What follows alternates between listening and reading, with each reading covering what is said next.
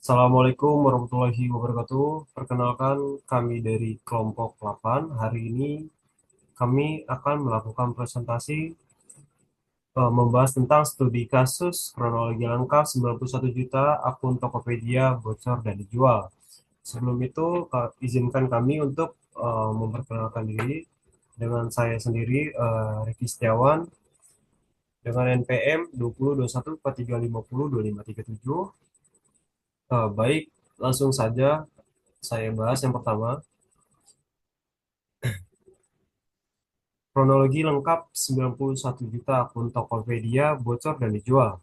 Pada tahun 2020, terjadi kebocoran data besar-besaran yang melibatkan Tokopedia, platform e-commerce terkemuka di Indonesia. 91 juta akun pengguna Tokopedia terdampak dengan data pribadi yang dicuri, dijual di dark web. Kejadian ini menimbulkan kekhawatiran dan pernyataan tentang keamanan data di Indonesia. Baik, langsung saja. Eh, Selanjutnya itu ada kronologi. Kronologinya, bobolnya akun Tokopedia tersebut bermula saat peretas Wei Sodang pertama kali mempublikasikan hasil peretasan di Reddit Forum pada Sabtu 2/5. Peretasan tersebut terjadi pada 20 Maret 2020. Kemudian akun atas nama Yundir Deadly sore harinya pukul 16:15 waktu Indonesia Barat mencuitkan soal peretasan dan mengaku sebagai layanan pengawasan dan pencegahan kebocoran data asal asal Israel. Cuitan ini disampaikan sembari menyolek akun resmi Tokopedia. Dalam tangkapan layar yang dibagikan di media sosial disebut kalau peretas masih harus memecahkan algoritma untuk membuka hash dari password para pengguna itu. Peretas pun meminta bantuan peretas lain untuk membuka kunci algoritma itu. Tangkapan layar berikutnya, akun pembocor. Informasi ini menyatakan sebagian akun pengguna yang bisa dibuka lewat situs tersebut, tampak nama email dan nomor telepon pengguna muncul di situs. Yang selanjutnya, eh, kasus kebocoran data Tokopedia.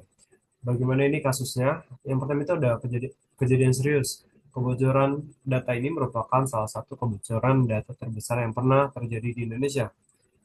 Yang selanjutnya ada data pribadi. Data pribadi yang dibocorkan termasuk nama lengkap, alamat email, nomor telepon, dan alamat rumah. Yang selanjutnya itu ada resiko. Kejadian ini menimbulkan resiko keamanan data yang serius bagi jutaan pengguna akun Tokopedia. Nah, selanjutnya, kapan kejadian kejadian kebocoran data terjadi? Pada tanggal November 2020, kebocoran data Tokopedia terungkap oleh sebuah perusahaan keamanan cyber yang menemukan data bocor dijual di dark web. Yang selanjutnya ada bulan Desember 2020, Tokopedia mengakui kejadian tersebut dan menyatakan bahwa data yang bocor berasal dari tahun 2019 sebelum peningkatan sistem keamanan.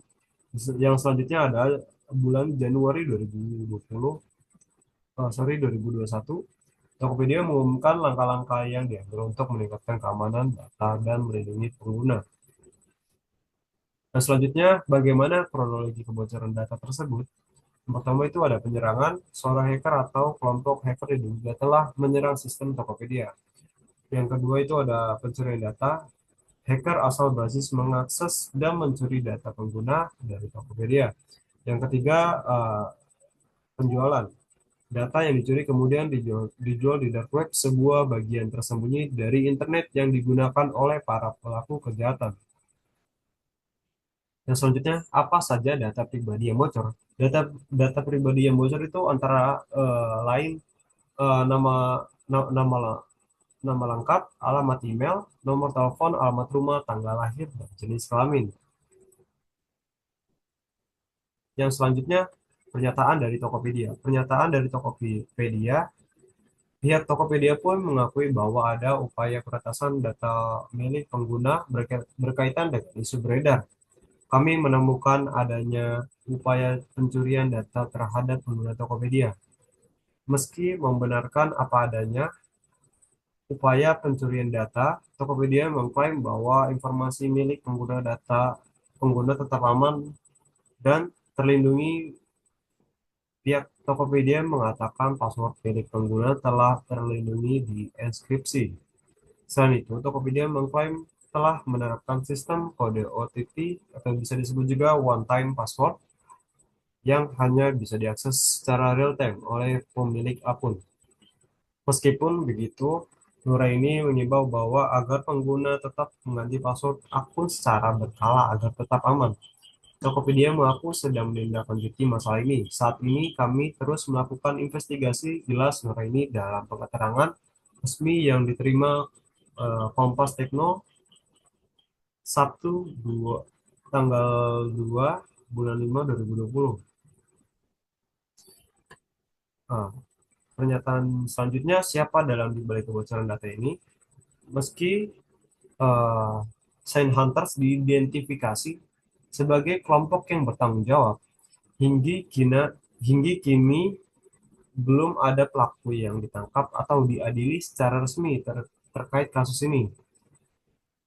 Shiny Hunters juga diketahui telah terlibat dalam kasus kebocoran data di platform lain seperti Microsoft, GitHub, dan Bineka.com yang memperkuat dugaan ini adalah kelompok peretas dugaan dengan skala operasi internasional. Langkah yang diambil dari Tokopedia, satu untuk meningkatkan keamanan. Tokopedia meningkatkan sistem keamanan mereka dengan teknologi canggih. Yang kedua, memberitahukan pengguna. Tokopedia memberitahukan pengguna tentang kebocoran data dan langkah-langkah yang dapat diambil. Yang ketiga, Tokopedia bekerja sama dengan pihak berwenang untuk menyelidiki dan mengatasi masalah keamanan. Eh,